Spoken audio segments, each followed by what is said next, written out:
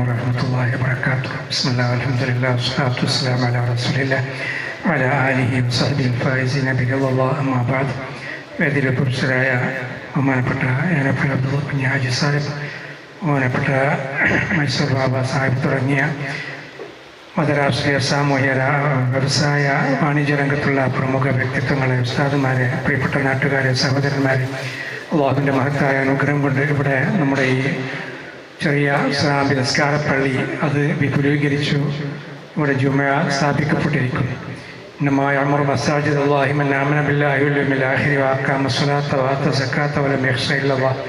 അള്ളാഹു സുബ്ഹാനഹു വ തആല പരിശുദ്ധ ഖുർആനിൽ പള്ളിയുടെ പരിപാലനം, മസ്ജിദിൻ്റെ പരിപാലനം എങ്ങനെ ആയിരിക്കണമെന്ന് മൻ ആമന ബില്ലാഹി വൽ യൗമിൽ ആഖിർ, അള്ളാഹു സുബ്ഹാനഹു വ തആല ഖിയാമത്ത് നാൾ കൊണ്ടും വിശ്വസിക്കുന്നവരായിരിക്കണം. അതുപോലത്തെ വൽ യൗമിൽ ആഖിർ അഖാമ സ്വലാത്ത, നിസ്കാരം നിലനിർത്തുന്നവരായിരിക്കണം.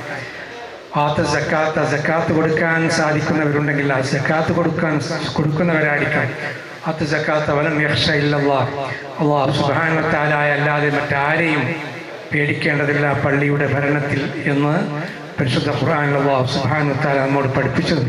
അങ്ങനെ ആ അദബുകളെല്ലാം പാലിച്ചുകൊണ്ട് ആ പള്ളിയുടെ പരിപാലനം നടത്തുക. അതുപോലെ തന്നെ നേരത്തെ സ്വാഗത പ്രസംഗത്തിൽ പറഞ്ഞു, നബി സല്ലല്ലാഹു അലൈഹി വസല്ലം നമ്മോട് പഠിപ്പിച്ചു, ദുനിയാവിൽ ഒരു പള്ളി പണിതാൽ, ഒരു മസ്ജിദ് പണിതാൽ അവർക്ക് ഞാൻ സ്വർഗത്തിൽ, അല്ലാഹു സുബ്ഹാനഹു വ തആല സ്വർഗത്തിൽ ഒരു വീട് പണിത് കൊടുക്കുന്നതാണ് എന്ന്.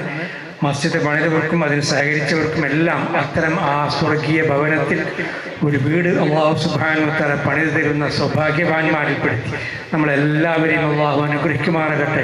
ഈ മസ്ജിദിന് വേണ്ടി പരിശ്രമിക്കുകയും ത്യാഗം ചെയ്യുകയും സഹായിക്കുകയും സഹകരിക്കുകയും ചെയ്ത എല്ലാവർക്കും, വിശേഷ ഏനപ്പൻ അബ്ദുൽ കുഞ്ഞി ഹാജി അടക്കമുള്ള എല്ലാവർക്കും അല്ലാഹു സുബ്ഹാനഹു വ തആല ദുനിയാവിലും ആഖിറത്തിലും നല്ല പ്രതിഫലം നൽകി അനുഗ്രഹിക്കുമാറാകട്ടെ എന്ന് ദുആ ചെയ്തുകൊണ്ട് വാക്കുകളൊക്കെ സമ്മതിക്കുന്നു. ആഖിറു ദഅവാനാ അൽഹംദുലില്ലാഹി റബ്ബിൽ ആലമീൻ. അസ്സലാമു അലൈക്കും വറഹ്മത്തുള്ളാഹി വബറകാതുഹു.